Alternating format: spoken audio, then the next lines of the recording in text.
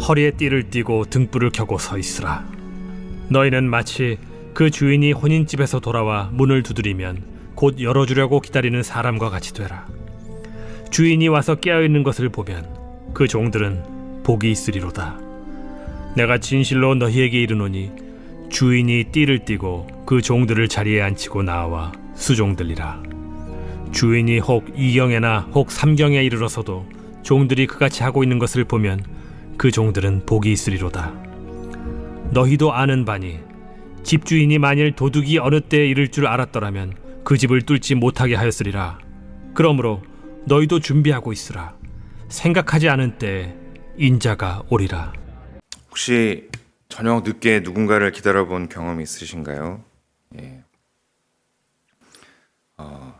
예전에 저희 어머니는 제가 밤늦게까지 친구들이랑 놀다가 집에 안 들어오면은 저를 제가 들어올 때까지 기다리셨던 분이셨습니다. 희한하게 20대 때는 안 그러셨는데 30대 때는 왜 이렇게 기다리셨는지 모르겠습니다. 근데 어머니께서는 늘 그런 마음으로 우리 아들이 이제 아버지가 돌아가셨으니까 우리 아들이 안전하게 잘 돌아오기를 기다리는 마음으로 늘 저를 기다리셨던 것 같아요. 근데 결혼하고 나니까 저희 아내가 이제 저를 기다리더라고요. 그래서 밤늦게까지 교회에서 일하다가 집에 오면 아내가 저를 이제 기다리고 있어요. 잠을 안 자고. 그럴 때 얼마나 고마운지 모릅니다. 여러분들도 그런 우리 성도님들도 그런 경험이 있었을 거라고 제가 생각이 되는데, 오늘 우리가 함께 나눌 누가복음 12장 35절부터 오늘 읽은 말씀까지는 바로 그런 기다림에 대한 이야기입니다. 단순한 기다림이 아니라 제자된 삶으로서 어떻게 우리가 어떤 자세로 살아야 하는지, 또 그리고 그런 삶을 우리 예수님께서 어떻게 받아주시는지에 대한 그런 이야기라고 할 수가 있습니다.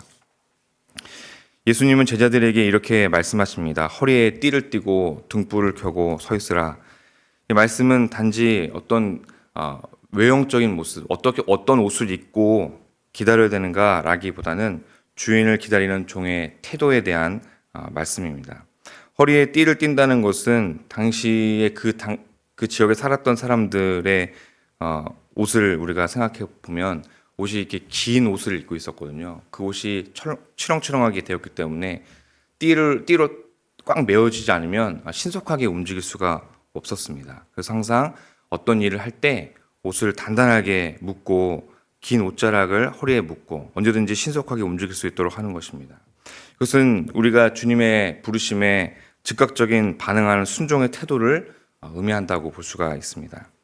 우리의 마음이 세상 일에 얽매여 있지 않고 주님의 음성을 들으면 언제든지 주님 내가 여기 있습니다 라고 말할 수 있는 그런 준비된 상태가 우리에게 있어야 된다라는 것이죠.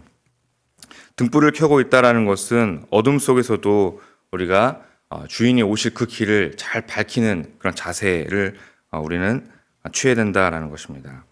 등불이라는 것은 자신만을 위한 것이 아니죠.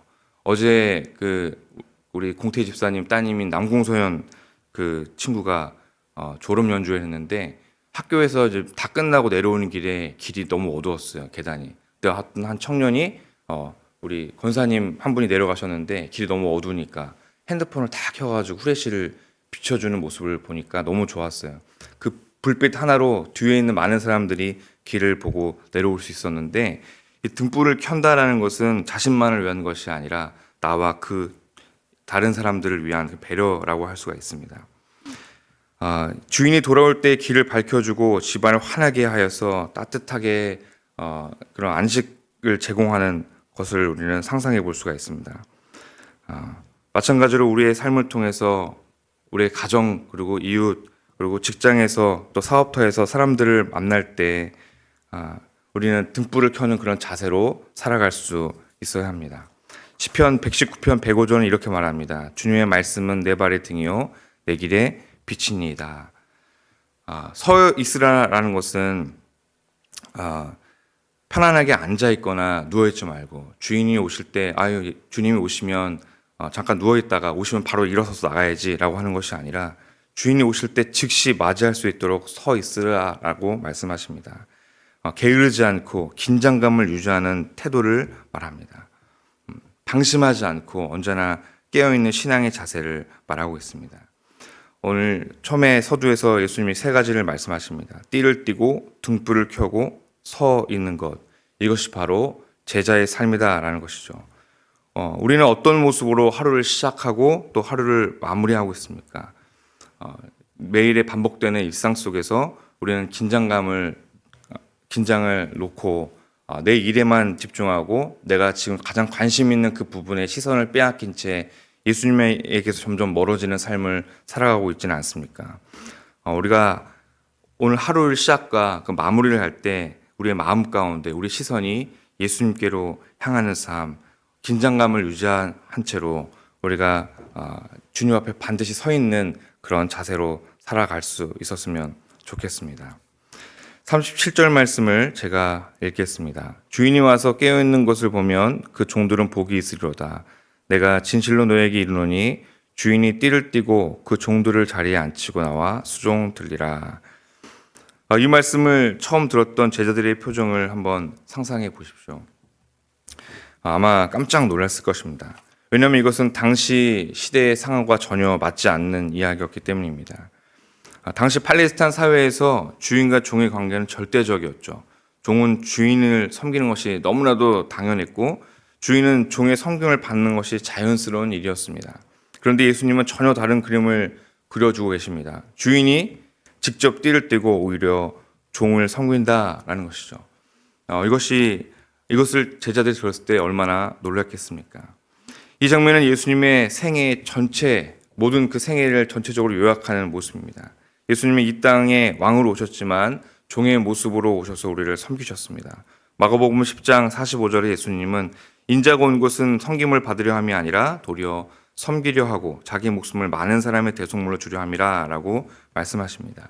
최후의 만찬에서는 예수님이 제자들의 발을 씻기던 그 장면을 우리는 잘 알고 있습니다. 이것이 바로 예수님의 실제적인 모습입니다. 선생이 제자의 발을, 주인의 종의 발을 씻겨주신 것입니다. 그리고 결국에 십자가에서 우리를 위해 자신을 내어주신 그의 삶을 우리는 잘 알고 있습니다. 우리는 이런 복음 안에서 주님을 만납니다. 우리가 무언가 잘했기 때문에, 내가 신앙생활을 잘했기 때문에 그런 섬김을 받는 것이 아니라 주님이 먼저 우리를 사랑하셨기 때문에 우리에게 섬김을 베푸신 것입니다. 우리가 깨어있기 때문에 구원받는 것이 아니라 우리가 깨어있지 못할 때에도 예수님은 우리를 위해서 깨어 계셨고, 우리가 혹시 준비되지 않았을 때에도 우리를 위해 십자가의 준비를 다 이루신 분이 바로 예수님입니다. 로마서 5장 8절 이렇게 말씀하십니다. 우리가 아직 죄인 되었을 때에 그리스도께서 우리를 위하여 죽으심으로 하나님께서 우리에 대한 자기의 사랑을 확증하셨느니라. 이것이 바로 복음입니다. 종은 주인을 기다렸고 최선을 다해 준비했습니다. 그러나 결국 주인이 모든 것을 다 감당하십니다. 우리의 삶도 마찬가지죠. 우리는 늘 기도하고 말씀 붙잡고 섬기며 살아갑니다. 예수님이 오시는 그날을 기다리면서 늘 우리가 살아가고 있죠. 그러나 이 모든 것 위에 우리를 먼저 사랑하시고 섬기신 하나님의 은혜가 있습니다. 그 은혜가 우리를 덮고 있습니다.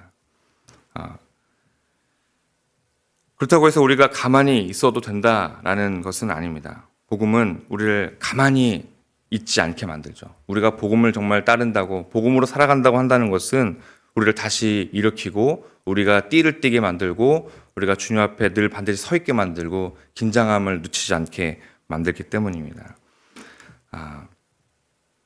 그리고 복음은 늘 우리가 하나님의 말씀에 응답하면서 늘 등불을 켜고 일어서서 복음으로 살아가게 만듭니다.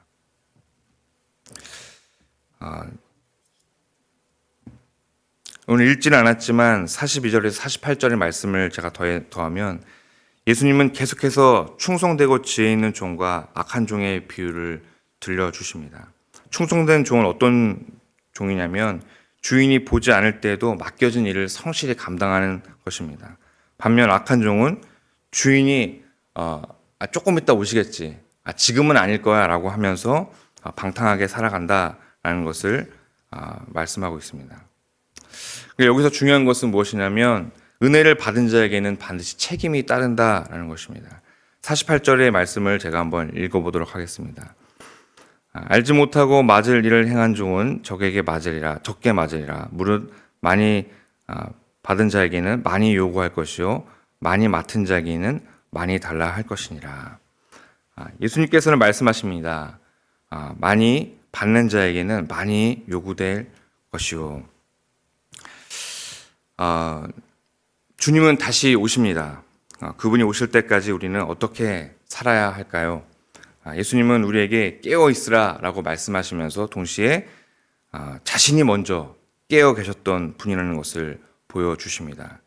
제자의 삶은 은혜에 대한 응답입니다.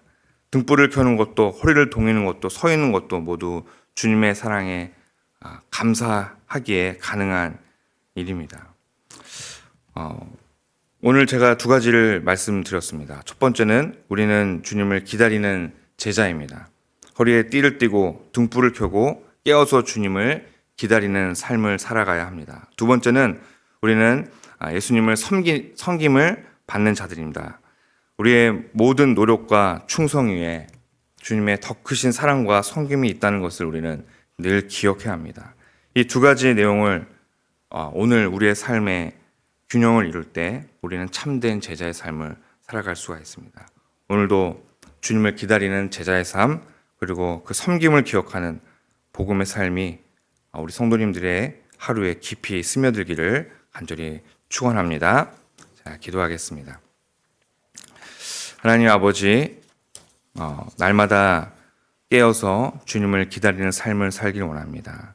늘 주님의 놀라우신 그 은혜를 우리가 생각하면서 제자의 삶을 묵묵히 걸어갈 수 있도록 인도하시고 주님의 귀한 사랑을 충만히 누리는 우리 모든 성도님 될 수 있도록 주께서 역사하여 주시옵소서. 감사를 드리며 예수님의 이름으로 기도했습니다.